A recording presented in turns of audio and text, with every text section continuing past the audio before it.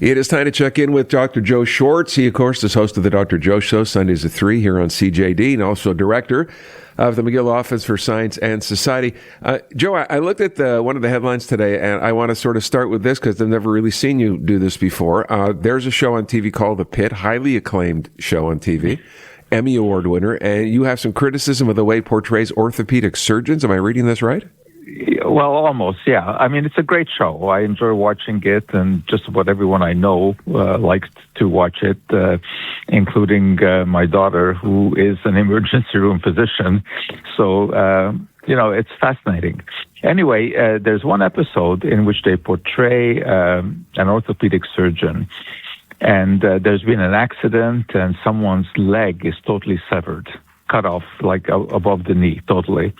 They pack it in ice and have the knee ready, and the orthopedic surgeon comes down to the emergency room and is very arrogant and doesn't show any compassion to the patient, just looks at it as sort of a mechanical thing that he now has to do to try to reattach the leg. And, I mean, he is portrayed sort of as a callous person. Anyway, this online has precipitated a flurry of discussion, many comments by orthopedic surgeons who say that, they are totally misrepresented by that they are very considerate of their patients, etc. So I just find it, fascinating that a TV show will launch into this kind of discussion of bedside behavior by a physician. Yeah, but it obviously worked. Took a look at the reaction it sparked. Absolutely. And I find the show really remarkable. Even the special effects. I mean, I don't have no idea how they do this. I mean, they show surgery where it looks like they're really cutting into the person, and they show the stump of the leg that was just cut off. And anyway, what is interesting is my daughter and her emergency room colleagues like the show, and they say that in general all the medical procedures are properly portrayed. It's just that you would never see such a diversity of cases in one single day. I mean, because that's the tenet of the show. It follows hour by hour, just one day in the life of an emergency room. So, of course, they see many different things in the emergency room, but never all that variety in one day. And also what doesn't happen is that when you go into the emergency room, all of a sudden you have 6 doctors around you trying to find out what is going on. But nevertheless, it's fascinating to watch because they portray realistic procedures. And I learn a lot from, just watching that. I especially look for the pharmacology that's involved. And they must have some, an army of consultants to get all that right. Well, and as we said off the top, it works. It's a successful show. So there you go. Let me move on to something else, which is interesting as well. It's funny because I'm seeing more and more ads pop up online now for different kinds of chocolate, right? Including a Canadian one that says it has very little sugar in it. So a lot of people are wondering because the price of chocolate's gone kind of crazy over the past year, absolutely. Right? So and a lot of that is due to climate change. Okay, so that's going to get better, but not in a hurry. So you're asking what determines the quality? I didn't know. Sort of the different qualities perhaps you want to look for. Right. Well, of course, it all starts with the cacao tree. On which these pods grow, and when you split the pods open, you get the seeds inside, and that is where all chocolate comes from. Unfortunately, that tree is very susceptible to climate change, and it doesn't produce fruit well when the climate is warming. That's the reason that we are really seeing the increase in the price of chocolate, because the trees are not producing as well. So anyway, this is the reason that it's really becoming expensive, and why manufacturers, of course, are looking for ways to cut cost.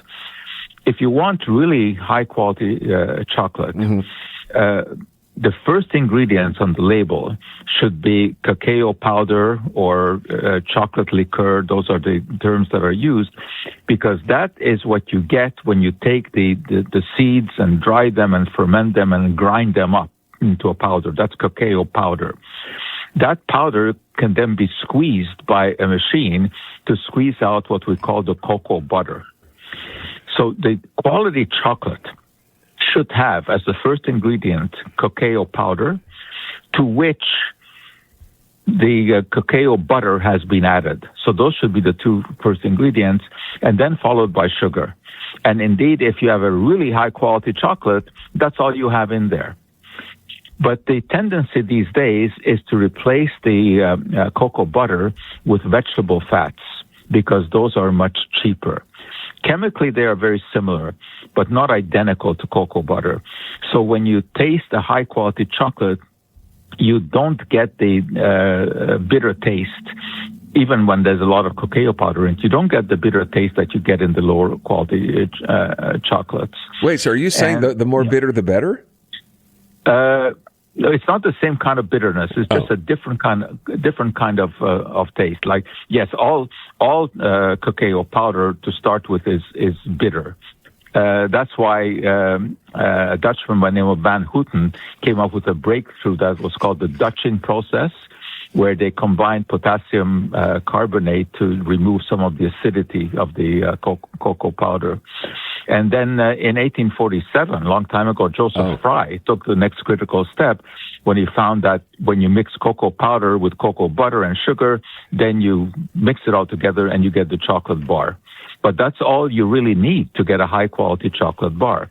But as soon as you start seeing other vegetable fats in there, it's not going to taste the same. It's going to taste more waxy.